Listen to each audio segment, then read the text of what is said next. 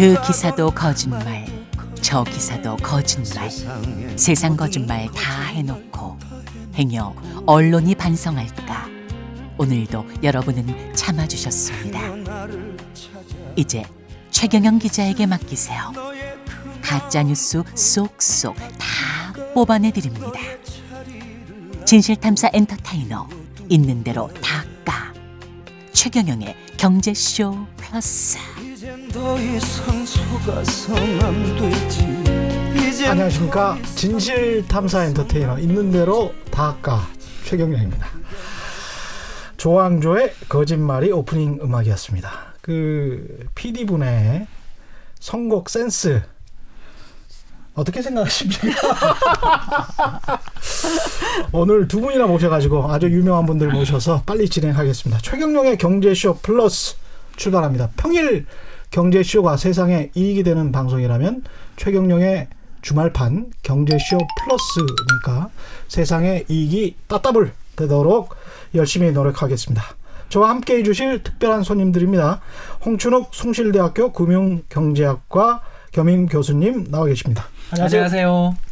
그리고 국제 정치 외교 전문가시고 방송인이시죠. 김준 박사 모셨습니다. 안녕하세요. 안녕하세요. 예. 홍춘욱 박사는 베스트셀러 50대 사건으로 보는 돈의 역사. 이게 한 거의 20만 부. 아니, 그것까지는 아직 안 갔습니다. 예. 앞으로 목표랍니다. 예. 우리 고정 패널이니까 뭐 너무 잘 아실 테고. 예. 김준 박사는 너무 유명하신 분이라 우리 KBS 거리의 만찬 진행하셨다가 거기에서 뜨셔서 종횡무진 다른 곳으로 그쪽 PD들을 제가 좀 알고 있는데 상당히 섭섭해하십니다. 어떻게 방송 재미있으시죠? 예, 네, 힘들죠 방송. 예. 지금 뭐 원래는 국제 정치를 전문으로 하셨죠. 제가 사실은 미국 정치 전문이에요. 미국 정치요? 예, 원래 전공은 미국 정치였고, 예. 근데 미국 정치를 했더니 한국에 와서는 그 관심이 없더라고요, 미국 정치에. 예. 왜냐하면은 미국하고 한국 간의 관계 이런 건 관심이 많은데 미국 국내 정치에 대해서는 뭐 그렇게 뭐 흥미들이 없으시다가 트럼프 대통령이 이렇게 혜성같이 나타나면서 많은 사람들이 역시 변수가 생겨야. 그렇죠. 예. 네. 그렇습니다. 트럼프 대통령이 또 김준 박사를 이렇게 띄웠군요. 네, 뭐 제가 딱히 그분을 굉장히 좋아하는 건 아닌데 그분 덕에 제가 또 뭐 먹고 사는 것도 있고. 네. 알겠습니다. 개인적으로 좀 궁금한 거 있으세요? 그냥 뭐 많죠. 네. 하나만. 예, 아니 시간 없어서. 예. 스윙 스테이트는 다음번에 어떻게 움직일까요? 이거죠. 스윙 스테이트는 스윙 스테이트가 어떻게 움직일까? 뭐 여러 스테이트가 있으니까. 네. 근데 사실 가장 눈여겨봐야 되는 것은 사실 세 곳이거든요. 네. 위스콘신, 펜실베니아, 미시간. 미시간. 이 세 곳이 지난번에 사실상 트럼프 대통령한테 대통령 자리를 갖다 준 주이기 때문에 그렇군요. 원래는 민주당을 찍을 거라고 생각을 했었던 주고. 네, 예. 특히 대기업 노조가 강했던 지역들에서 그렇죠. 원래 민주당 텃밭이라고 원래 민주당 생각했었는데 다들 놀랐죠. 네, 그래서 요번에 그 주들이 어떻게 움직이느냐에 따라서 상당히 승패가 갈리지 않을까. 미주리는 어떨 것 같습니까? 미주리 같은 경우는 이제 공화당 주라고 보시면 되고요. 그래요? 네. 예. 미주리에서 저는 공부를 해서. 근데 거기 그 번호판이 쇼미 스테이트라고 해가지고 너의 정체를 밝혀라. 왜냐면 그때 남북은이랑 그 남북 전쟁할 때 말이죠. 네. 남북은 편에 있다가 북부군 편에 있다가 왔다 갔다 했어요. 네. 한 2번 정도. 네. 그래서 미주리 너희 주는 도대체 남부군이냐 북부군이냐. 너의 정체를 밝혀라. 그래서 쇼미 스테이트가 그 주의 별칭입니다. 네. 왔다 갔다 했었는데 그래도 전반적으로 이 농촌 시골이 많아가지고 약간 빨간 주. 그러니까 우리가 거기도 레드 이제 스테이트라고 하는 공화당이군요. 공화당 쪽으로 예. 얘기를 하죠. 저는 조그마한 지역 소도시에 대학만 있는 도시에 있어서 거기는 안심하고 다녔습니다. 원래 거기는. 대학에 있는 예. 도시는 민주당에 예, 강했죠. 민주당 네. 텃밭이어서 시장님은 민주당이었습니다. 고맙게 생각하고 있습니다. 거기에서 고마웠다 그 말입니다. 다른 정치적 의미로 받아들이시면 안 됩니다. 예. 외국인들이 살기는 민주당 지역이 좋습니다. 미국 같은 경우는. 최경영의 경제쇼 플러스 소통의 방송이죠. 댓글들이 굉장히 많은데 일주일간 댓글들 중에서 한 2개만 뽑겠습니다. 왜냐하면 오늘 두 분이나 모셔가지고 빨리 해야 되겠습니다. 한동인님, 우리 언론들 정말 문제가 있지만 미국 시각으로만 세계를 보는 것도 진짜 큰 문제입니다. 어떨 때는 미국 시각도 아닌 것 같은데 마음대로 왜곡하기도 해요. 어떻게 보십니까? 보통 이제 보면은 그 자사의 그 특파원이라고 해야 되나요? 예. 특파원들이 가 있는 곳들은 좀 그래도 나은 편이에요. 예. 거기서 취재들을 본인들이 해갖고서는 내보내니까.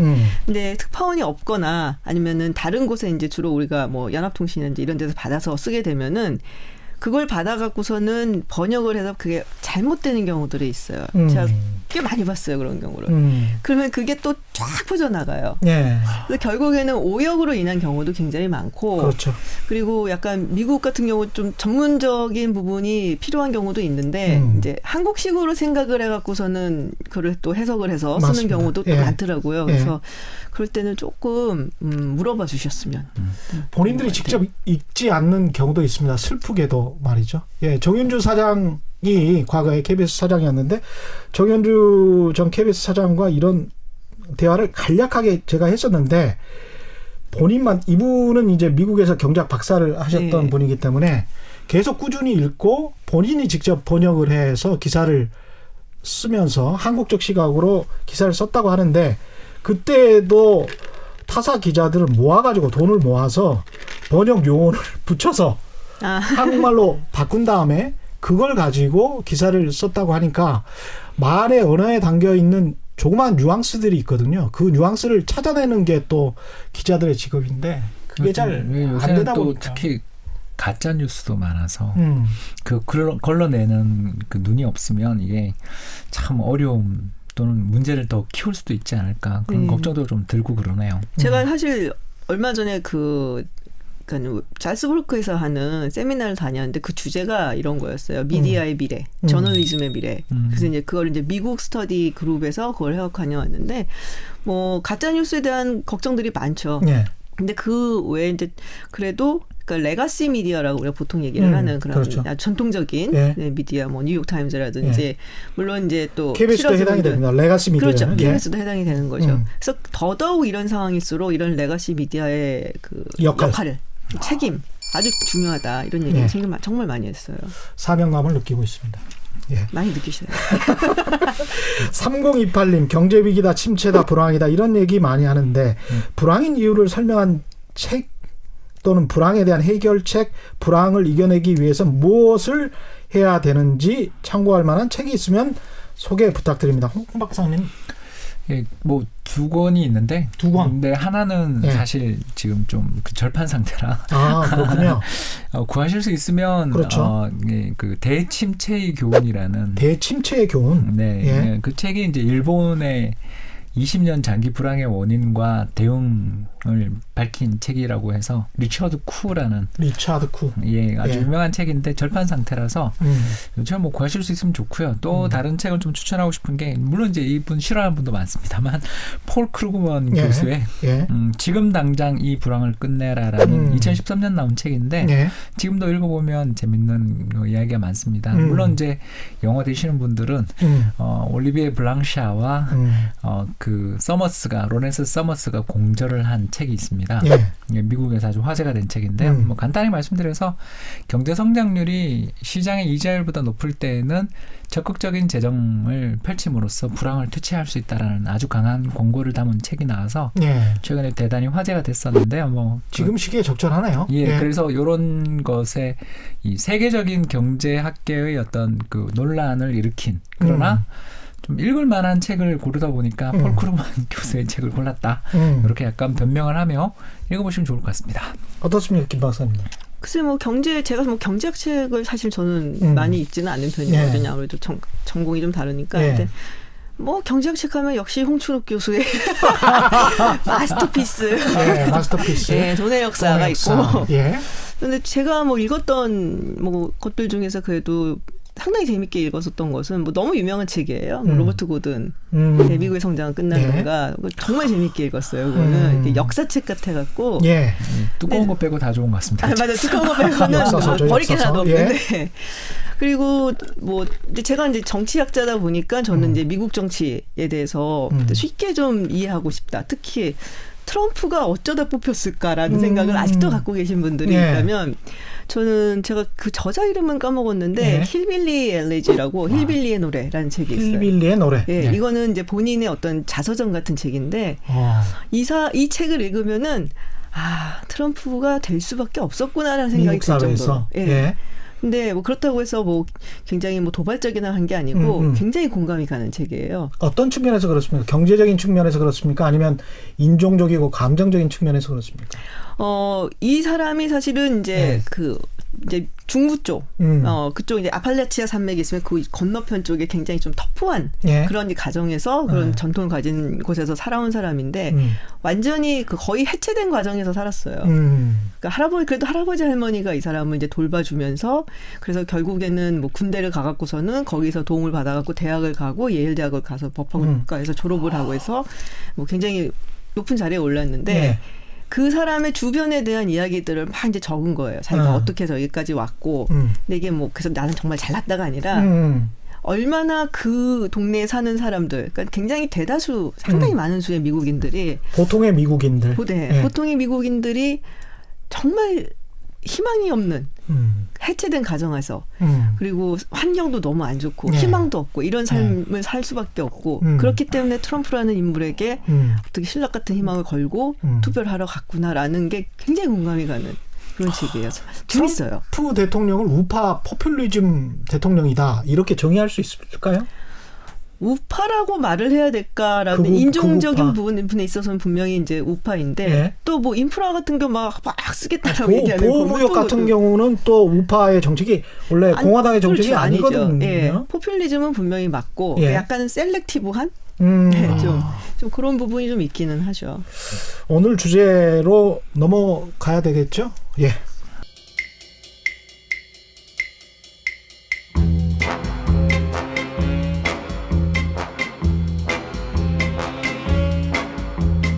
KBS가 자랑하는 진짜 기자 최경영의 경제쇼. 네, 최경영의 경제쇼 플러스 오늘 주제는 미국 경제 어떻게 될까? 경제와 정치. 제가 늘 주장하잖아요. 정치 경제학은 정치 경제학이라고. 오늘 저 김진 박사님 모셨기 때문에 완전히 이제 합일체가 될 것 같습니다. 미국 경제 어떻게 될까? 미국 경제 이야기하기 전에 우리 경제 걱정이 앞서서 한미 정상회담이 끝났습니다. 최근에. 어떻게 보셨습니까? 글쎄 뭐 한국 언론에서는 문재인 대통령이 이제 곧 있을 북미 뭐 실무자 협상이라든지 그리고 연내 이제 북미 정상회담이 다시 한번 있었으면 좋겠다. 뭐 비핵화 이야기 이런 얘기를 할 것이다라고 했었는데 제가 보기에는 미국은 별로 그런 얘기를 들을 생각은 별로 없어 보였다. 트럼프 대통령은 더더욱. 슬프네요. 네.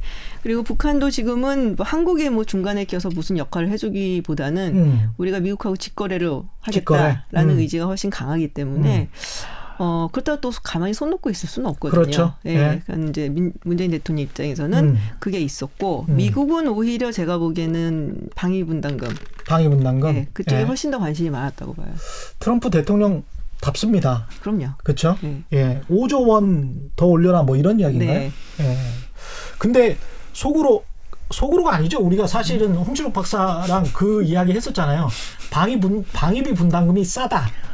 예, 만약에 개성공단이나 뭐 남북 경협이나 뭐 이런 게 될 수 있다면 뭐 몇 조 정도 올려주고 우리가 이쪽에서 경제 교류 협력을 하면 훨씬 더 우리 입장에서는 싼 게 아닌가 이런 이야기를 했었는데 어떻게 생각하십니까? 맞는 말씀입니다. 이번 저희 사실 방위 분담금을 최대한 깎는 게 좋긴 하지만 결국 우리가 뭐 이길 수 없는 협상이라는 건 우리 다 알고 있지 않습니까? 사실 그런 상황에서 방위 분담금은 어느 정도 올려줄 수밖에 없는 게 현실인데 제가 최근에 재밌었던 게 여러 가지 협상들이 벌어지는 가운데 달러에 대한 원화 환율이 꼼짝도 안 하고 그 레벨에 그냥 붙어 있는 걸 보면서 금융시장의 참가자들은 잘 모르겠다. 그냥 이 현재 포지션 홀딩 이렇게 보여지는 포지션들인 것 같아요. 예, 역시 숫자로 보시는군요. 홍진욱 박사께서 무엇을 봤나? 달러와 원화의 환율을 봤다. 이걸 주목을 해주시기 바랍니다. 그러니까 근데 저도 사실은 제가 뭐 회담 때마다 이렇게 방송국을 좀 따라가서 코멘트도 하고 그랬는데 주식창을 이렇게 제 모바일에 그러시군요. 켜놓고 왜냐면은 정말 제일 먼저 움직여요. 주식 시장이. 그래갖고 이게 뭔가 이제 뭐 굉장히 큰 게 있으면 먼저 이렇게 뛰고 그거를 켜놨었어요. 실제로. 한국 주식시장이 네. 그런 거죠. 네, 한국 미국 주식시장은 워낙 커서 뭐 대북주로. 예, 그렇죠. 대북주로. 네, 근데 싱가포르 회담 때도 그렇고 떨어지더라고요. 이게 이제 이렇게 얘기하면은 마치 지금 정부가 별 성과가 없었는데 선전한 것이냐라고 말씀들을 하실 수도 있겠지만 기대감이 워낙에 높았거든요. 그렇죠. 그 기대치는 좀 못 미쳤다라는 것 여실히 반영이 돼서 그 공동성명문을 하고선 나중에 발표를 해줬어요. 근데 딱 하기 전에 두 사람이 먼저 나오기 전에 딱 떨어지더라고요. 그래서 야 정말 시장은 무섭구나 그 그렇죠. 생각을 했어요. 그렇죠. 당신의 어떤 의견을 이야기하려는 것에 대해서도 좋은데 일단 그 전에 당신의 포지션 보여달라. 나심 탈레비 최근에 쓴 책에서 스킨 인 더 게임에서 그 얘기를 하거든요. 이게 뭐냐면 참 좋은 이야기인데 금융시장의 참가자들은 그래서 이게 이익인가요? 손해인가요? 그렇죠. 이걸 따지는 사람들이다 보니까 정답에는 좀 없습니다. 저희가.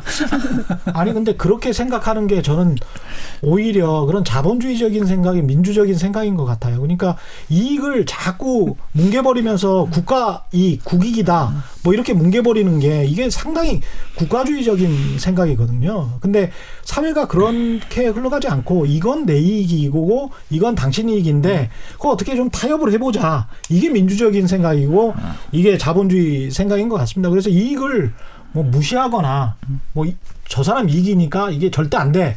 이런 거는 아닌 것 같습니다. 그래서 우리가 조금 좀 레벨이 좀 높아지려면 요 제대로 된 자본주의를 배우고 제대로 된 이익사회로 가야 되지 않을까? 그런 생각도 해봅니다. 어차피 냉정하니까요. 국제사회는 원래 정글인 거고 살아남기 위해서는 강해지는 수밖에 없고 강해지려면은 감정에 얽매이지 않고 정확한 인포메이션으로 행동을 하고 포지션을 취해야 돼요. 알겠습니다. 이 나온 뉴스 중에서 한국 자동차 업계하고 미국 자율주행 운행 기업 간의 합작 투자가 이루어졌다. 제가 근데 탐사보도 기자였었기 때문에 그 박근혜 대통령 당시에도 이명박 대통령 당시에도 그 대통령들이 어디 가서 이제 방미를 하건 어디 순방을 하건 간에 가서 이제 MOU를 하면 그 MOU 전에 산업자원부 관료들이 얼마나 그 전에 2달 전부터 가서 어떤 작업을 하는지를 대충은 저는 알고 있습니다. 예, 직접 들은 이야기들도 많고.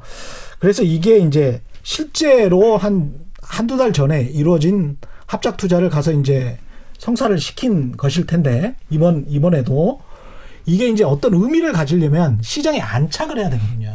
그래서 이제 어떤 정부건 간에 홍보 수단으로만 이걸 쓰지 말고 이거 안착시키려고 민간 시장에서 노력을 해야 된다. 그런 측면은 있는 것 같은데 일단은 긍정적으로 봐야 되나요? 저는 MOU는 잘 안 믿어요. 일단 뭐 그냥 항상 나오는 거기 때문에. 네. 예.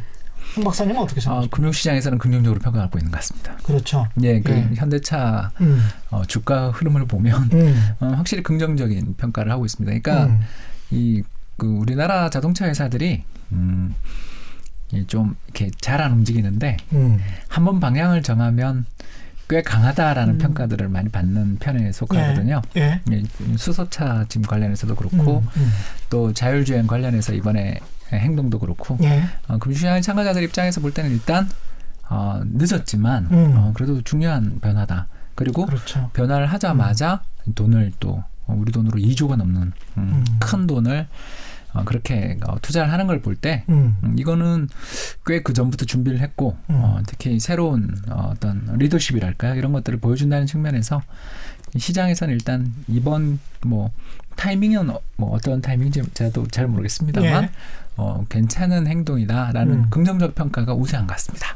좋네요. 좋은 긍정적인 어떤 호재로 계속 남았으면 좋겠습니다. 이게 가시적인 성과를 거둬야겠죠. 기업들에서 시장에서. 그 이제 그 기자회견하는 걸 저도 이렇게 봤는데 아주 현실적으로 접근을 하는 것 같아요. 예, 그래서 뭐 예를 들어서 팔로알토를 비롯한 캘리포니아 지역 같은 데는 정말 수년 내 자율주행이 거의 현실화되는 세상이라면 한국은 상당히 오래 걸릴 거고 더 나가서 제대로 된 도로 주행의 어떤 시스템이라든가 또는 그 교통의 시스템들 체계가 잘 안 돼 있는 나라는 앞으로도 많은 시간이 걸릴 수밖에 없는 예.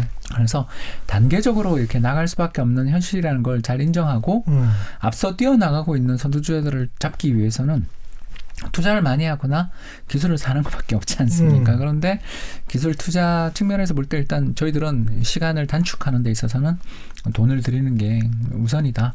그리고 또 투자를 하는 방향에서 놓고 본다면 나쁜 선택은 아니지 않았냐 이렇게 평가를 하는 것 같습니다. 지난번에 자동차 전문가였죠. 고태봉 센터장이 나와가지고 이게 자율주행차가 2032년까지 어느 정도 될 것 같다. 제대로 실시가 될 것 같다라고 했는데 저는 홍춘욱 박사 의견에 동감하는 게 그럴 것 같지는 않습니다. 왜냐하면은 자율주행차가 제대로 되려면 기존의 차들이 일단 방해 요소가 될 수가 있어요. 왜냐하면 인간의 이 인지력, 행동 능력이랄지 이런 것들을 정확히 다 센서가 잡아낼 수가 없기 때문에 기존 차들이 완전히 사라지기 전까지 완벽한 자율주행의 단계가 올 수 있다? 그것은 조금 좀 아닌 것 같다. 근데 민간 시장에 있는 그 자동차들을 다 폐기하고 이 자율주행차를 당장 사라라고 엄청난 세제 혜택을 주지 않는 이상 바꿀 수가 없어요. 제가 보기에는.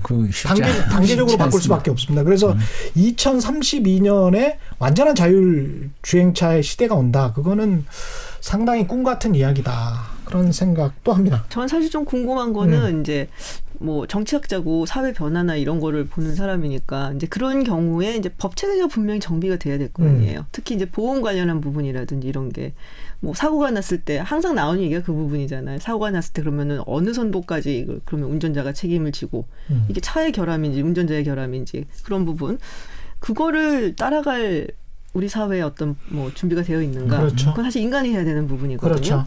네, 그런 부분이 궁금하더라고요. 사회마다 그 변화를 수용하는 속도의 차이도 아까 이야기했던 나라마다 이 자율주행차들이 일반화되는 시기가 다르지 않겠냐라는 그 말원에 저도 상당히 공감하게 되더라고요. 그러니까 개방적이고 이게 또 이미 사회적으로 보면 많이 용인되는 사회가 있고 안 그런 데가 있지 않습니까? 그렇죠. 이미 눈앞에서 자율주행차들이 막 돌아다니는 걸 본 캘리포니아 사람들의 어떤 이 수용과 다른 지역 사람들의 수용은 완전히 하늘과 땅 차이가 아니겠습니까? 그러니까 그런 차이들이 세계적으로 한 번에 다 보급된다.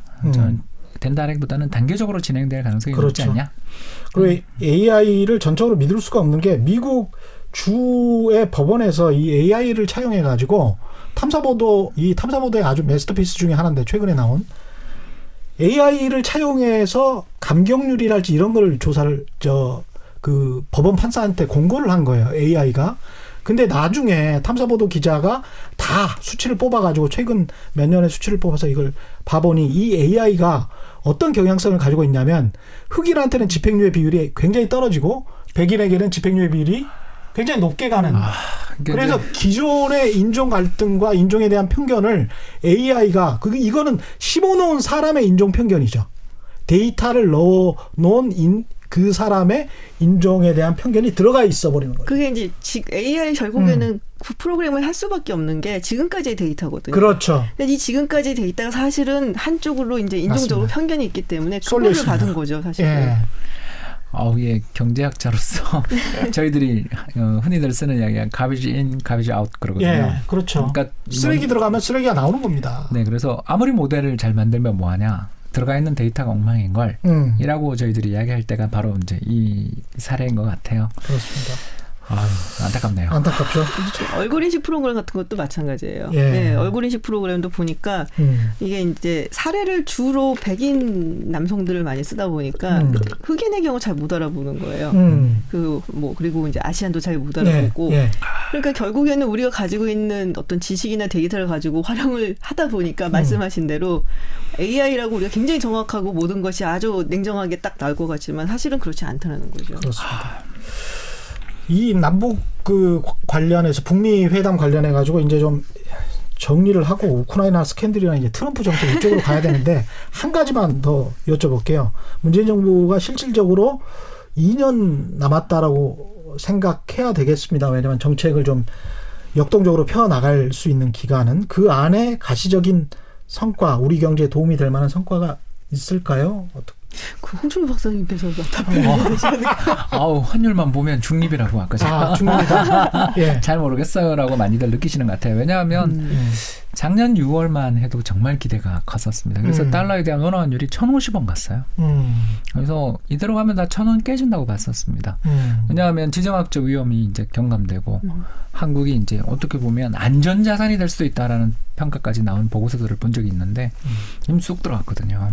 그런 거 보면 과한 기대 속에서 지금은 어떤 정보에 대해서 신속하게 방향을 정하기보다는 저 진행 속도를 보고 구체적인 그 진행 경과와 어떤 진전을 보고 판단하겠다라는 쪽으로 많이 보수화됐다. 시장의 참가자들은 좀 그런 생각들이 들게 되는 부분이라 참 어려운 것 같습니다. 판단하기가 지금 어려운 것 같습니다. 근데 이제 이게 외부적인 쇼크를 우리가 따지지 않을 수 없잖아요. 한국 같은 경우에는. 근데 그렇게 따지고 본다면은 쉽지 않을 거다라는 생각이 들죠. 사실은 뭐 미국하고 중국하고 무역 전쟁 처음에 시작할 때만 해도 잘 될 거야. 어떻게 뭐 트럼프가 결국에는 뭐 풀어줄 거야. 뭐 이런 얘기가 있었는데 사실 미국의 이제 중국에 대한 생각, 의견 이런 거는 공화당이나 트럼프의 생각은 아니고 예. 전반적으로 모두가 똑같은 생각을 하고 있어요. 예. 그 얘기 말씀 많이 하시더라고요. 네, 예. 그래서 뭐 누가 당선이 되더라도 다음 대통령이 누가 되더라도 비슷한 기조의 정책을 할 수밖에 없지 않을까. 민주당이 되더라도. 네, 예. 언젠가는 중국을 한 번은 잡아줘야 된다는 생각을 늘 가지고 있었고 뭐 더 강력한 사람은 이미 벌써 했어야 된다는 사람이 있고 그래서 쉽지는 않은 그런 상황을 본다면 뭐 쉽지는 않을 것 같다라는 생각이 들죠. 예. 미국 정치의 지금 가장 큰 현안은 우리 북미 회담이나 이런 것들이 네. 많이 미국 정치에서 묻혔던 이유 중에 하나가 한국은 조국 장관 집에 압수수색이었지만 미국에서는 거의 비슷한 시기에 우크라이나 스캔들이 일어났습니다. 우크라이나 스캔들이 있었죠. 예. 예. 이게 뭡니까? 조금 복잡해요. 예. 약간 복잡한데 이게 바이든 전 부통령 예. 지금 민주당 대통령 후보 예비 후보로 조 바이든? 나섰죠. 예. 예. 그 바이든 부통령의 아들이 있어요. 네, 헌터 바이든이라고. 예. 근데 이 사람이 우크라이나 그 오일 회사에 이제 뭐 이사 같은 거 하고 그리고 이제 로비스트이기도 하고 예. 워낙에. 근데 바이든 부통령이 이제 자신이 부통령이던 당시에 우크라이나의 검찰총장이 너무나 부정부패를 많이 저질러서 예. 해임을 해라. 근데 이게 뭐 개인적으로 한 게 아니고 미국의 정책이었어요. 예. 이 사람을 잘라라. 이렇게. 그리고 EU 안에서도 굉장히 레퓨테이션이 안 좋았기 때문에. 근데 이제 그 사람이 당시에 이제 하고 있었던 것 중에 하나가 이 헌터 바이든, 그 바이든 부통령의 예. 아들이 다니던 그 회사에 예. 대한 조사를 하고 있었던 거죠. 그러니까 이제 트럼프 대통령이 보고서는 이게 이제 그 컨플릭트 미추럴스라고 하죠. 예. 네, 이해상충. 예. 예. 그래서 이게 자기 아들이 다니는 회사를 구하려고 바이든이 압력을 한 거다라고 우크라이나 현재 대통령인 젤렌스키한테 조사해갖고 발표하라는 식으로 압력을 넣었는데 근데 이 압력을 그냥 넣으면 말을 안 들으니까 원래 우크라이나한테 이제 미국이 줘야 되는 돈이 있어요. 예. 예, 그러니까 에이드로 줘야 원조. 되는 예, 원조를 주는 돈이 한 2억 한 4천만 불 뭐 이 정도. 예. 그걸 안 주는 거예요. 그러고 트럼프답다. 예. 역시 트럼프. 네, 그렇다라는 예. 이제 의심을 지금 이제 받고 있는 거죠. 의심이 아니라 사실은 이제 그랬다라고 보여지고. 예. 그래서 그거를 밝혀낸 내부 고발자가 있는데 이 내부 고발자가 이거를 조사를 해갖고 그 감찰국장이라고 해야 되나요? 예. 그 사람한테 줘요. 이제 감찰국장이 그래갖고 그 정보국장이라고 해야죠. 정보국장한테 줬는데 원래 이제 정보국장이 낸코츠라는 사람이었었는데 이 사람이 그만둬요. 그리고 이제 그러면 그 바로 밑에 있는 사람이 대행을 하는데 이 대행하던 사람도 그만둬요. 갑자기. 예. 그게 7월에 있었던 일이에요. 예. 그리고 이제 그 다음에 대행을 한 사람이 그 정보를 가지고 원래 의회에 내야 되거든요. 예. 안 내고 있는 거예요. 그래서 그걸 빨리 내라고. 예, 지금 그래서 이제 거죠. 탄핵까지 갈 수 있다, 가겠다라고 낸시 펠로시가 그렇죠. 이야기를 한 거잖아요, 지금. 그렇죠. 예. 근데 원래 낸시 펠로시 의장 같은 경우에는 이제 탄핵을 하자는 의견들은 워낙에 민주당에 있었어요. 밀러 리포트도 그렇고 굉장히 강경한 사람들이 있었는데 사실 우리도 누구한테 너무 세게 막 밀어붙이면 저 반대쪽이 결집하잖아요. 그렇죠. 내년에 선거가 있는데 그걸 자칫 잘못했고 역풍부주면 안 되니까 탄핵 안 한다고 했었는데 이번 사건을 보아하니까 사안이 너무나 시급하고 이거는 이제 민주주의의 입장에서 봤을 때 안 하면 안 되겠다. 해야만 되겠다라는 생각을 한 것 같아요. 예. 그래서 어떻게 보면 상당히 큰 이슈로 지금 뭐 올라오고 있죠.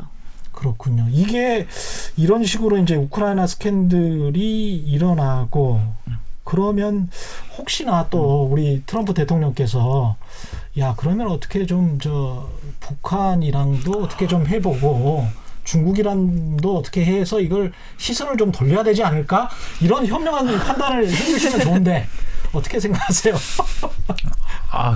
이 새로운 사건을 터뜨려서 이걸 덮으려고 들어가면 그게 걱정 아니겠습니까? 우리가 오히려 새로운 일을 또 저지를 수도 있겠군요. 예, 작년 중간 선거에서 이제 사실 상원은 공화당이 이겼다기보다는 유리한 게임을 그냥 그대로 끝났죠. 왜냐하면 그 민주당 상원 의원들만 선거를 했어요.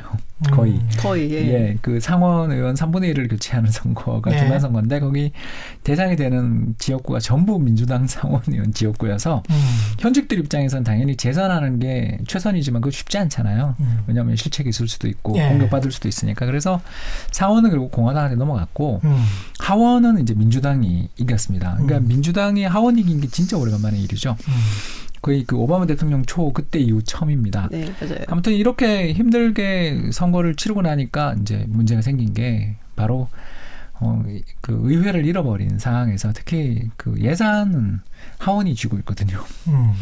그래서 하원이 훨씬 더 권력이 세다고 생각하시면 됩니다. 그 하원이 과연 이제 그 정청 박사는 이쪽이시고 아니 저희 경제 전망을 하는 게 선거랑 이렇게 연관이 있는지 이번에 처음 알았습니다. 정말 트럼프 대통령 때문에 이렇게 미국 선거제도가 복잡하다는 것도 처음 알았고요. 에팔레치아 사람들이 그렇게 왔다 갔다 한다는 거, 스윙 스테이트라는 것도 처음 알았습니다. 오늘 힐빌리 아까 이야기하셨는데 여러 책을 읽게 만드는 이 환경 때문에 저 이코노미스트들, 경제학자들이 강제 공부를 당하고 있는데요. 아무튼 하고 싶었던 이야기는 내년 예산안은 쉽지 않아 보인다. 이게 이제 저희의 걱정인 거죠. 이코노미스트들 입장에서 2017년 말에 있었던 대폭적인 감세가 2018, 2019년 미국 경제 성장률을 회복시킨데 사람마다 다릅니다만 일정 기여했다라는 게 대부분의 중론인데 문제는 이제 대충 그 효과가 2019년으로 끝나거든요. 그렇다면 2020년 예산안에 이제 내년에 집행돼야 되는 예산안에 대대적인 어떤 경기 부양 정책을 담자라는 게 트럼프 대통령의 주장인 거고 거기에 맨날 경기 부양책이구만요. 트럼프 대통령 입장에서는 그렇게 경제 성장률이 좋은데 계속 경기 부양이야. 트럼프 대통령의 정책에 대해서 앞서 김 박사님이 잘 이야기하셨지만 이 양반 정책은 종잡을 수가 없다라고 저희들이 많이 보는 게 일단 공화당은요 긴축 재정이 기본이고 감세 엄청 좋아합니다. 그렇죠. 네, 그리고 그 민주당이 보면 케인지안 정책이라고 해서 재정 지출을 되게 확대하는 걸 좋아하고 또 반대로 보면 자유무역 이거 되게 싫어했었어요. 그랬죠. 민주당이. 그리고 공화당이 자유무역을 맞습니다. 주도했던 정당입니다. 민주당 할 때 우리가 덤핑 관세 굉장히 많이 받았어요. 한국이. 실제로 오바마 대통령 후반에도 그 상계 관세라든가 아니면 세이프가드 같은 것들 엄청나게 늘었었습니다. 그래서 아까 김 박사님 이야기하신 것처럼 누가 대통령 되더라도 무역 분쟁은 이제 격화되는 세상으로 가고 있구나라는 느낌을 오바마 정부 말에도 상당히 느끼고 있었거든요. 사실 오바마 정부 말도 아니고 그 중국에 대한 견제는 이미 들어간 상황이었었어요. 그때는. 그래서 우리가 잘 몰랐을 뿐이지. 이미 그 전부터 있었는데 이제 금융위기 때문에 조금 머금했다가 이제 조금 회복이 되면서부터 이제 본격적으로 다시 들어가기 시작을 했죠. 그래갖고 우리가 잘 아는 피보트 에이시아라든지 이런 게 사실은 중국을 견제하기 위한 거예요, 전부 다. TPP 같은 건 대표적인 케이스인 거고. 근데 그래서 이제 많은 사람이 그러니까 깼죠. 지금 와갖고 중국 견제하겠다 난리친데 TPP는 왜 탈퇴했대 그러면 막 얘기를 이제 하고 있는 거예요. 잘못은 뭐든 싫어요. 그죠. 오바마 해놓은 걸 다 짚고 와야 되는 거죠, 이제 지금. 근데 지금 말씀하신 것 중에서 지난번에 이제 서강대 김영익 교수 대신 리서치센터 대신증권의 그 리서치 센터장도 하셨고 하나투자증권 이제 부사장까지 하셨던 분인데. 이분 말씀이 그렇게 이제 부양책을 많이 써가지고 어느 정도 이제 경제 성장률을 본인의 입맛에 맞게 맞춰놨는데 경기 사이클상 내년에는 도저히 안 된다. 그래서 내년에 굉장히 안 좋아질 것이다. 특히 이제 주가 같은 경우에 인덱스로 따질 때도 지수로 따질 때도 한 20% 종목에 따라서는 반토막 나는 종목도 있을 것이다. 이런 굉장히 좀 센 예견을 하셨습니다. 네, 그 동영상 봤습니다. 예, 이게 그래서 저도 들으면서 깜짝 놀랐는데 홍 박사님한테 꼭 여쭤보고 싶었어요. 저희는 이렇게 돌아가면서 각종 그 전문가 분들의 예견에 관해서 서로 비판하게 만드는 아주 훌륭한 방송이죠. 이럴 줄 알았으면 나오지 않았을 텐데라고 지금 생각을 하게 뭐 되고요. 이런 방송이 다 있습니까? 무슨 방송 홍보를 출연 직전에 줍니까? 저는 분명히 미리 줬는데 Q&A가 이렇게 나가는지 잘 이해할 수는 없고요. 저는 일단 먼저 말씀을 드리면 김영익 선배님을 굉장히 존경합니다. 김영익 교수님 수업에 제가 특강도 여러 번 갔을 정도로 사이 좋은 사이입니다. 이 방송은 듣지 마십시오, 김영익 교수님. 예. 다만 이제 그 최근에 나온 재밌는 보고서를 제가 하나 소개하고 싶은데 IMF에서 아주 재밌는 보고서가 나왔는데 뭐냐면 감세가 미국 기업의 투자를 촉발시켰나 이렇게 물었는데 아니요라고 이야기를 해요. 왜 그러냐 하면 미국 기업들이 독과점이 엄청 심해졌더라라는 거예요. 그러니까 이제 오히려 감세 정책 때문에. 그 이제 마크업이라고 부르는데 마크업이 뭐냐면 제품 만드는 원가 플러스 얼마를 더 묻힙니까? 이거거든요. 그게 이제 마크업이라는 거예요. 가격을 올려버립니다. 그렇죠. 그러니까 독점적인 마진, 독점적인 지대라고 저희들이 번역하는 그걸 미국 기업들이 어마어마하게 올라오고 있다는 거죠. 그래서 이렇게 미국의 독과점 기업들의 영향력들 파워가 우리가 이제 흔히들 얘기하는 뭐 구글이라든가 마이크로소프트 같은 기업들이 딱 떠오르지 않습니까? 그렇죠. 벌써. 그러니까 대체 불가능한 기업들이 되게 많고 이 기업들이 전체 이익에서 차지하는 비중들이 굉장히 높아지고 있기 때문에 법인세를 그전 35%에서 21%로 감면해 준 건 감사합니다만 저희들 그런다고 해서 투자를 할 필요는 없어요. 라고 그들은 이야기할 수 있다라는 거죠. 그러면 지난 2년 동안 특히 2017년 말 이후에 18년, 19년 사실 올해를 보면 미국 주식시장이 사상 최고치를 경신하는 최광세를 보인 이유는 뭐냐? 이게 물으면 결국 기업 투자가 늘어났기 때문이잖아요. 그럼 왜 늘어났나? 이렇게 물어보면 이 두 가지더라라는 거죠. 하나는 부동산 가격이 너무 많이 올랐어요. 부동산 가격이 많이 올랐다. 기업들 입장에서 자기가 들고 있는 자산의 가치도 상승하고 투자를 해서 하는 게 설비 투자만 꼭 할 필요가 없고 구조물이라든가 토지 건설물도 투자를 해야 되는데 그 가격이 급등하고 있는데 투자 안 할 이유가 없다라는 게 첫 번째였다면 두 번째가 이런 감세를 기업에게만 한 게 아니라 자본 차익 과세라든가 개인 소득세에 대해서도 감세를 해줬거든요. 아, 그랬습니까? 주식시장에 대해서? 주식시장에도 해줬죠. 그래서 그러니까 이제 그 조건들을 완화해줬습니다. 최고 소득세율 이런 것들을 인하해주는 등의 정책들을 펼치면서 경제에 되게 그 소비자들의 지출을 크게 늘리면서 소비자 지출이 늘어나면 기업 입장에서 당연히 투자를 늘리지 않냐. 이렇게 이제 두 가지로 설명을 IMF에서는 하더라라는 거죠. 그래서 IMF가 마지막에 이제 하고 싶었던 이야기는 사실 결론에 있는데 그러면 앞으로 미래 전망은 어떠냐 이렇게 얘기했더니 불확실성이 최대의 걸림돌이다 이렇게 이야기를 하더라라는 거예요. uncertainty라는 아주 요새 많이 쓰이는 표현이잖아요. 불확실성 하면 또 트럼프 아니겠습니까? 그렇습니다. 트럼프 하면 또 불확실성이죠. 그 불확실성을 높인 가장 큰 요인이 뭐냐? 그만 좀 싸워라 중국이랑 라는 게 결론이었던 거죠. 사업을 하는 사람 입장에서 아까도 이야기한 것처럼 개인 소비자 지출들이 늘어나는 경우에 지출을 늘리면 투자도 늘리고 고용도 늘리고 좋은데 문제는 국내 매출만 있냐. 해외 매출도 기업들이 많이 걸려 있는데 언제 자기가 수출하는 제품에 대해서 관세를 중국이 때릴 수도 있는 부과할 수도 있는 상황에서 그걸 계속 미국과 중국 간의 무역 전쟁을 펼쳐나가면 기업이 뭘 믿고 투자를 하고 고용을 하겠냐. 따라서 현재 내년 경제 성장률 전망의 최대 걸림돌은 미국과 중국 간의 무역 분쟁이다. 따라서 요거를 해소시키면 추가 감세 안 해도 얼마든지 내년 경기 좋아진다라고 IMF는 이야기하는 거고요. 저는 이 IMF 의견에 상당히 저는 공감하게 되거든요. 그래서 올라요 떨어져요? 그래서 저는 아까 방금 말씀하신 것처럼 최 기자가 처음에 이야기하셨잖아요. 뭐냐 하면 지금 탄핵 위기에 딴 데랑 싸우고 있을 여가가 없어서 미국과 중국 간의 무역 분쟁이 잘만 완화된다라고 하는 그 전제대로라면 내년도 나쁘지 않다. 내년도 나쁘지 않다. IMF의 이야기를 빌어서 호가호의를 좀 했습니다. 제가 김영익 교수님 홍준욱 박사의 의견이 아니고요. IMF의 의견입니다. IMF의 의견으로 단서를 되게 많이 달았죠. 반박을 하셨습니다. 트럼프가 탄핵될 가능성은 없죠. 거의 없죠. 거의 없죠. 이게 뭐 일단은 하원이야 뭐 민주당이 과반 이상을 차지하고 있으니까 넘어간다 해도 상원에서 3분의 2가 찬성을 해줘야 되기 때문에 그럴 가능성은 뭐 거의 없고. 실제로 닉슨조차도 탄핵 뛰지 않았습니다. 그렇죠. 사표냈죠. 스스로 내려왔죠. 닉슨 같은 경우는. 했죠. 예. 재선 가능성은 그거는 지금 봐야 돼요, 사실은. 민주당 쪽에 이제 누가 후보로 되느냐. 지금 보니까는 아무래도 뭐 바이든 그리고 워런, 샌더스로 셋으로 좁혀지는 것 같아요. 그리고 요새 들어서는 엘리자베스 워런 상원 의원이 굉장히 많이 치고 올라가고 있거든요. 그래서 글쎄 워런 상원 의원 같은 경우는 사실은 상당히 좀 왼쪽에 속해 있는 사람이에요. 그래서 워런이든 샌더스든 되면은 그래서 트럼프랑 맞붙는다면은 분명히 이제 트럼프가 이번에 제일 많이 써먹을 레토릭은 소셜리스트.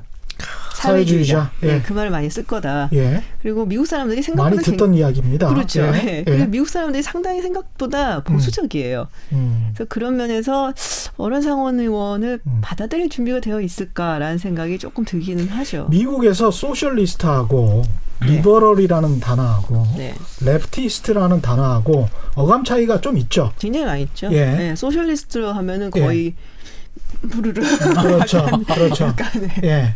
그런 거죠. 그렇죠. 그러니까 리버럴 정도면 그래 원래 난 리버럴이야. 이렇게 이야기를 하고 레프티스트라고 이야기를 하면 잘 안 쓰는 잘 안 쓰죠. 좌파라는 이야기는 잘 안 쓰죠. 우리나라에서 이제 좌파 빨갱이라고 하면 사회주의를 넘어서 거의 종북 이런 어감이기 때문에 우리나라에서는 훨씬 더 심한 어감이 되는 좀 것이고요. 세죠. 어감이 이제 빨자가 들어가면은 이제 좀 어감이 센데 이제 그렇죠. 주로 리버럴이라고 하면은 뭐 단순히 이게 뭐 뭐랄까요 경제적인 부분이라든지 그렇죠. 정치적인 부분 뿐만 아니라 있잖아요. 그렇죠. 그리고 소셜 이슈에 대한 것도 사회적인 이슈 뭐 예를 들면 뭐 낙태라든지 동성 결혼이라든지 이런 부분도 사실은 다 감안을 하기 때문에 그렇죠. 이게 뭐 딱히 단순히 어떤 낙인을 찍는다 이렇게 보기는 힘들어요. 그렇습니다. 예. 일단 민주당 쪽 정책들에서 저희들 이코노미스트들이 가장 관심 있게 보는 건 재분배 정책. 재분배 정책. 네, 그래서 최고소득세율을 이제 아까 말씀드린 것처럼 인하해주거나 경감시켜줬는데 그거 다시 인상하는 거 아니냐에 대한 이야기들이 나오고 있는 거죠. 그러니까 최고소득세율들을 새로운 구간을 신설함으로써 부자들한테 더 많은 세금을 걷어서 그걸 통해서 재정지출의 재원을 삼겠다. 그리고 그걸 통해 또 부의 불평등들이 심화된 것을 실제로 완화시키겠다라는 건데 제가 뭐 가장 간단한 예를 하나만 들어보자면 미국 백인들의 재산이 100만 불이다. 예를 들어서 이렇게 얘기하면 흑인이 얼마일 것 같습니까? 흑인이 한 60% 정도 안 됩니다. 안 되던가요? 이게 이제 자산입니다. 자산. 네, 자산이죠. 12배 많습니다. 12배? 10만 불? 그러니까 100만 불이다 그러면 10만 불이 안 되는 거죠. 8만 불? 자산? 그리고 그 정도 됐었던 것 같아요. 맞습니다. 최근에 나온 세인트루이스 연원에서 나온 부의 불평등 보고서를 보는데 너무너무 심각하더라라는 거죠. 그리고 이제 그 히스패닉계, 라틴, 그쪽 계열하고도 또 10배 이상 차이가 나고요. 더 문제는 이제 이걸 불렀던 그 가장 주된 원인이 교육 격차 아니냐 이런 이야기들을 많이 했었는데 대졸자들끼리도 그런 소득 격차가 최근에 특히 2008년 이후에 더욱 심화되고 있더라라는 거죠. 그래서 미국 내에서도 부의 불평등들이 예전에는 이렇게 그렇죠. 이민자들이 처음 이민 와서 교육 수준이 낮아서 당신들이 못 살아요. 자산을 축적 못했어요. 그리고 온 지 얼마 안 돼서 그래요. 왜냐하면 나이가 많을수록 자산은 높으니까. 그렇게 만일 이야기했다면 최근에는 교육 수준이 높아졌는데도 불구하고 자산 격차는 더 확대되는 이런 일들이 이제 벌어지게 되니까. 홍 박사님 근데 아까 말씀하신 미국 백인이 100만 불이라면 할 때 이 100만 불은 순자산. 그 어떤 예를 들어서 이렇게 말씀하시는 거죠? 그렇죠. 1달러에 대해서 10센트가 안 된다 이렇게 거기는 보고서 그렇게 쓰더라라는 거죠. 얘가 이제 꼭 미국 백인의 순자산이 100만 불이라는 그렇게는 안 됩니다. 그렇게는 안 되잖아요. 그죠? 제가 좀 약간 제가 본 수치랑 달라서 그렇죠. 전혀 다른 훨씬 이것보다 훨씬 낮습니다. 12만 7천 불이 중간값입니다. 맞아요. 그다음에 이제 미국 사람들이 생각보다 돈이 되게 없는 게 지난번에 2008년 금융위기 났을 때도 가령 백인 전체가 가지고 있는 현금이 몇천 불밖에 안 됐고 거기에 한 인구의 거의 이제 절반인 백인이 아닌 사람들 거기서 논 화이트라고 하는데 백인이 아닌 사람들이 제 기억에 한 700불 정도 됐었던 것 같아요. 그러니까 소득, 자산 얘기를 하죠. 소득 같은 경우는 이제 굉장히 또 그거보다는 차이가 좀 덜 나긴 하지만. 5만 2천 불이 진짜 없더라고 이 사람들이. 소득이 한 50% 정도로 제가 기억하고 있거든요. 이게 가계인데 그렇습니다. 개개인이 아니고요. 그 문제가 사실 되게 얘기가 많이 나왔었고 제가 그래서 생각이 굉장히 뭐 좀 유명해졌었던 그 아실 거예요, 박사님도 그 개츠비 커브라고 있잖아요. 개츠비 곡선. 부의 불평등. 세대 간에 어떻게 이전되는가. 그러니까 이제 자산 자기 아버지가 부자인 경우하고 그리고 우선 자기 아들이 그러면은 얼마만큼 그 부에 의해서 영향을 받느냐. 그러니까는 부가 얼마나 대물림 되느냐 하고 부의 불평등 관계를 봤더니 이게 정의 관계인 거예요. 그러니까 불평등한 국가일수록 부의 대물림이 계속되고 그러면 사실은 악순환이 계속되는 거잖아요. 네. 근데 미국이 정말 그 끝에 있어요. 미국이란 나라가. 우리가 그러니까 그런 부분은 미국 경제 닮아가면 안 되는데요. 한국도 점점 그렇게 돼가고 있어요. 근데. 그러니까 우리는 미국 경제의 나쁜 부분과 일본 경제의 나쁜 부분을 닮아가고 있는 것 같아가지고. 아니, 그렇게 단정적으로 이야기하시면 안 됩니다. 같아서 걱정이 된다. 아직까지는 우리나라 사회이동성은 여전히 살아있는 나라인데 이제 고쳐가 될까봐 특히 이제 최근에 있었던 그 정치적 이슈 그게 왜 그렇게 사람들이 많이 SNS에서 그렇게 화들을 냈는가를 생각해 보면 우리도 이제 아까 이야기했던 사회적 이동성이 떨어지는 것이 학벌을 통해 그거를 그렇죠. 떨어뜨리는 거 아닌가. 그러니까 부모 학벌이 좋으면 자녀 학벌이 좋아지는 방향으로 가는 데 있어서 그 어떻게 보면 굉장히 좁은 그 망을 어떻게 그렇게 쉽게 잘 뚫느냐에 대한 처음에는 놀라움에서 시작해서 이게 옳냐 그르냐를 떠난 문제처럼 돼버려서 이렇게 화가 났던 것처럼 미국 사회 내에서 굉장히 심각하거든요. 아까 제가 말씀드린 것처럼 2008년 이후에 성장 탄력이 둔화되는 가운데 감세 정책이 가해지니까 이 자산의 불평등이 더욱더 심화되는 것을 발견할 수가 있었어요. 대졸자들끼리도. 근데 교육의 불평등이라 해갖고 우리처럼 생각하시면 안 돼요. 우리처럼 좀 약간 시골 학교고 서울 학교고 사교육 많이 하고 이런 정도의 수준이 아니라 제가 되게 재미있게 읽었던 책 중에 이제 포트남 교수의 그 우리의 아이들 뭐 아웃키즈라는 책이 있는데 그러면 거기는 굉장히 유명한 책이죠. 거기 보면 그냥 좀 잘 사는 애들과 좀 못 사는 애들이 아니고 정말 엄마가 때려 부어갖고 사교육하고 막 키우는 애들이 있고 엄마는 마약에 찌들어가고서는 애는 그냥 밖으로 놔두고 그게 이제 미국의 차이예요. 그렇죠. 사실은. 그래서 우리랑은 비교가 안 될 정도 차이가 많이 나요. 예의대 추 교수님이 또 그 불을 당기셨죠. 거기서. 그렇죠. 제가 아까 말씀드린 타이거맘이 그분입니다.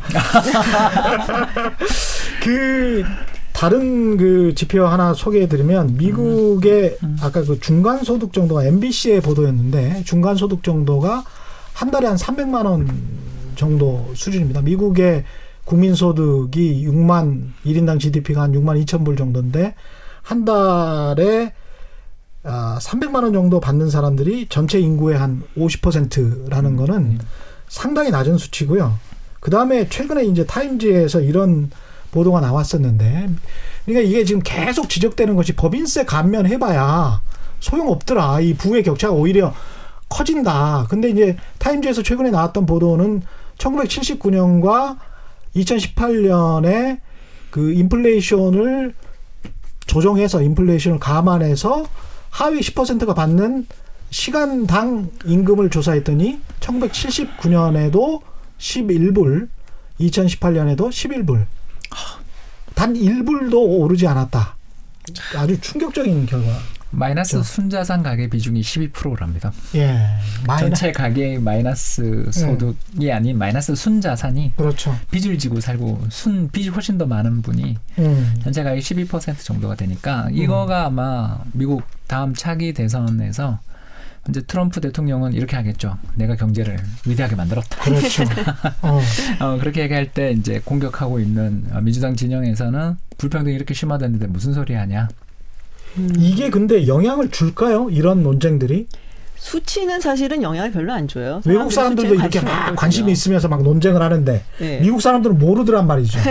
근데 원래 이제 우리가 보통 생각하기에 뭐 투표를 해도 그렇고 뭔가 물건을 사도 그렇고 투자를 해도 그런데 인간이 굉장히 합리적으로 생각을 하고 해야 되거든요. 근데 인간은 굉장히 합리적이지 않다라는 것이 이미 요새 이제 뭐 행동경제학이라든지 이런 데 보면 많이 나왔어요. 그러니까 특히나 투표를 하거나 뭐 정치적인 행위를 할 때는 훨씬 더 그런 경향을 많이 보이고 내가 뭐 누구를 찍겠다고 마음을 먹으면 그 사람이 경제를 말아먹든 뭐가 어떻게 됐든 간에 그 사람을 찍는 거고 그리고 뭔가 이유를 찾아서 꼭 찍죠. 그런 사람을. 근데 이 사람은 뭐 죽어도 나는 싫다 그러면은 뭐 아무리 좋아도 아무리 다른 것들이 다 좋고 나한테 이득이 된다고 하더라도 안 찍죠. 그래서 그런 이제 편향성이 항상 누구나 가지고 있고 거기에 굉장히 충실하게 행동하는 게 인간이기 때문에 그렇게 따지면은 저 가난한 남부에 있는 남부주에 그렇죠. 있는 사람들은 도대체 뭘 해줬길래 트럼프를 찍는 것이며. 그렇죠.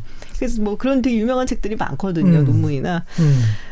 그래서 사실 요번에 그래서 제가 민주당 경선이라든지 이런 걸 보면서 뭐 버니 샌더스라든지 엘리자베스 워런 같은 사람들이 뜨는 걸 보니까 아, 민주당의 성격도 상당히 많이 바뀌겠구나. 바뀌겠다. 네. 그 유권자들의 네. 정치적 지형이 양극화되고 있다는 완전히 달라지는 연구들이 최근에 거예요. 많이 나오고 네. 있습니다. 버니 샌더스는 민주당 내에서도 좌파입니다. 굉장히 예. 좌파죠. 예. 근데 이제 뭐가 또 굉장히 흥미롭기도 하고 약간 뭐 만약에 민주당의 편을 든다면 약간 우려스럽기도 한 면이냐면은 굉장히 좌파이지만은 이제 저는 얘기를 하기 뉴잉글랜드식 민주당이라고 생각을 해요. 약간 그러니까 굉장히 원래 민주당이 뭐 이민자들도 많고 그리고 저소득층도 많고 그러기 때문에 교육 수준이 조금 낮은 편이에요. 예. 공화당보다. 예. 근데 요새 들어서 민주당 교육 수준이 굉장히 높이 올라가고 있어요.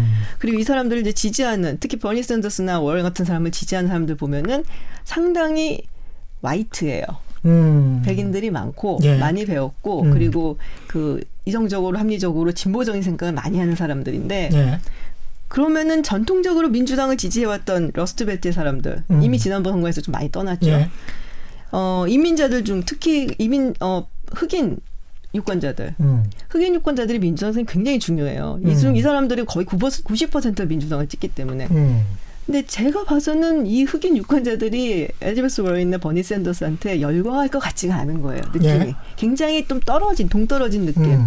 물론 두 사람 모두 흑인의 민권 운동을 해서 굉장히 노력을 많이 했고 그런 바가 있기는 하지만 뭐라 그러지? 이 선거라는 거는 정치인과 내가 뭔가 공감대가 있어야 제가 되는데 하겠던 첫 번째 질문으로 돌아가서 결국 스윙 스테이트는 이번에 트럼프를 찍는다라는 그런 이야기로 들립니다. 그 뉘앙스가 계속 그렇게 지금 말씀을 하시는데 불안한데. 바이든은 예? 그래도 좀 나아요. 흑인들한테. 왜냐하면 오바마 행정부에서 부통령을 했던 사람. 근데 우리가 익숙해져서 또 트럼프가 돼도 괜찮을라나? 많은 사람들은 제발 좀 안 됐으면 좋겠다라는 예. 얘기들을 하더라고요. 예. 그러니까 한 4년 당했으니까 그 패턴을 알잖아요, 이제. 아, 또 시작이구나, 뭐 이러면서. 아시겠어요? 패턴을 아니, 예측할 수 있으세요? 그러니까 패턴을 예측한다기보다는 그냥 또 트윗하겠구나, 뭐 이런. 어떻게 해야 되는 겁니까? 이 사람. 근데 우리가 뭐라고 주장할 수도 없잖아요, 미국에서는. 뭐 그건 그렇죠. 우리가 그렇죠. 어떻게 할 수 있는 건 아닌데 제가 그 외국에 이제 짤스부르크에 사실 갔다 왔어요. 그래서 굉장히 다양한 사람들이 모였어요. 아주 많은 국가에서 유럽 국가 사람들도 굉장히 많았고 뭐 아프리카라든지 중동도 많았는데 제가 봤던 거는 트럼프 대통령에 대한 반감이 어마어마하구나. 예. 미국 외 다른 국가들에서 예, 그렇죠. 유럽 국가들에서도 굉장히 싫어하고 그러니까는 만약에 다른 얼터너티브, 즉 대안이 좀 있었으면은 다른 국가한테 각오도 남았겠구나. 근데 지금 없는 상황이거든요. 그렇죠. 네, 중국도 사실 못 믿겠다는 것이고. 그래서 여러 가지로 미국이 여태까지 사실 지금 그 어떤 초강대국의 지위를 유지했던 거는 경제력, 군사력도 있지만 미국만이 가진 어떤 소프트 파워가 있는데 소프트 파워가 있었죠. 그거를 많이 잃어버렸다. 그렇죠. 라는 생각이 많이 들더라고요. 그렇죠. 보편적 가치를 많이 잃어버렸다. 보편적 가치를 잃고 계속 성을 쌓으면 로마 제국도 그렇게 해서 망했습니다. 예. 오늘 말씀 감사하고요. 예. 지금까지 홍춘욱 숭실대학교 금융경제학과 교수 그리고 김지훈 박사와 함께했습니다. 오늘 두 분 장시간 고생 많으셨습니다. 고맙습니다. 고맙습니다. 감사합니다. 예. 올바른 투자와 올바른 투표는 다르지 않습니다. 경제학은 원래 정치 경제학이었습니다. 세상에 이익이 되는 방송 최경영의 경제 플러스였습니다. 편안한 주말 되시기 바랍니다. 고맙습니다. 사랑했다는 그 말도 거짓말 돌아온다던 그 말